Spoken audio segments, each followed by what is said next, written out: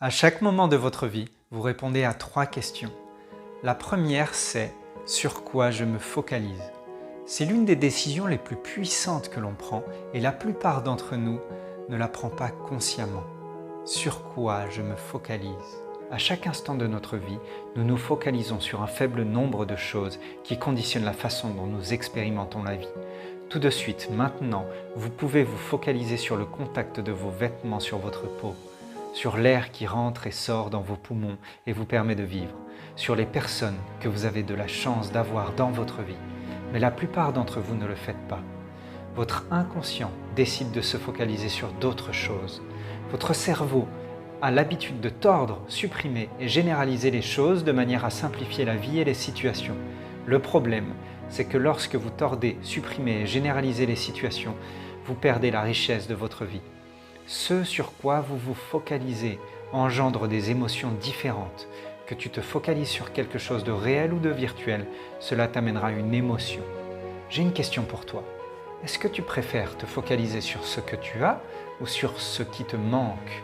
Auquel de ces sujets penses-tu le plus ? Si ton cerveau se concentre constamment sur ce qui manque, comment peux-tu jamais rester heureux, peu importe ce que tu réalises dans la vie ? C'est impossible. Que se passe-t-il au contraire lorsque tu te focalises sur ce que tu as ? Tu te sens vivant, tu te sens en sécurité, tu ressens de la joie. Combien d'entre vous ont plein de choses dans leur vie qui, si vous portez votre attention dessus, vous vous sentez reconnaissant, enthousiaste ? Combien d'entre vous ont plein de choses comme cela ? Le problème, c'est que tant que vous ne vous focalisez pas dessus, vous ne pouvez pas ressentir ces émotions. Est-ce que tu te focalises plutôt sur ce que tu peux contrôler ou sur ce que tu ne peux pas contrôler, qui est hors de ton contrôle ? Que se passe-t-il lorsque quelqu'un se focalise constamment sur ce qui manque et sur ce qu'il ne peut pas contrôler ? Il devient triste, frustré, en colère et déprimé. Enfin, avez-vous tendance à vous focaliser sur le passé, le présent ou le futur ? Nous faisons tous les trois. Mais si vous voulez une vie heureuse, il faut être plus souvent dans le présent.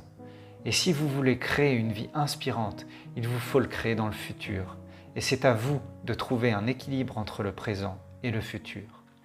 Nous avons tous des comportements habituels, programmés et inconscients.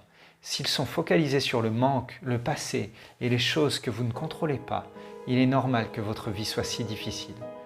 Mais vous pouvez décider de changer votre regard et cela peut changer radicalement votre vie. La deuxième question que vous vous posez tout le temps, c'est « Qu'est-ce que cela signifie ?» Au moment où vous vous focalisez sur quelque chose, vous lui donnez un sens.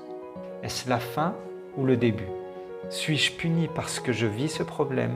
Suis-je challengé ou ce problème est-il au contraire un cadeau pour grandir ? Si vous pensez que ce qui vous arrive est une punition, allez-vous vous sentir et réagir de la même façon que si vous pensez que c'est un cadeau pour vous et pour les autres ? Le sens que l'on donne aux choses crée une émotion. Dès lors que vous donnez du sens, vous ressentez une émotion. Si vous pensez que vous vivez une punition, vous vous sentirez totalement différemment que si vous pensez que ce problème est un cadeau.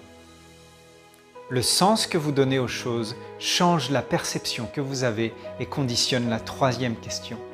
Qu'est-ce que je vais faire ?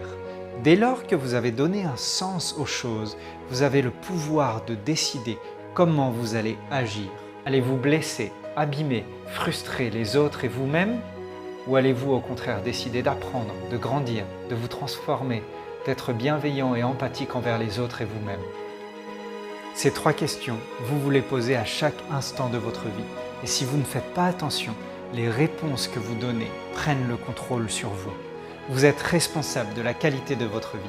À vous de décider de changer ce qu'il se passe dans votre cœur et dans votre cerveau.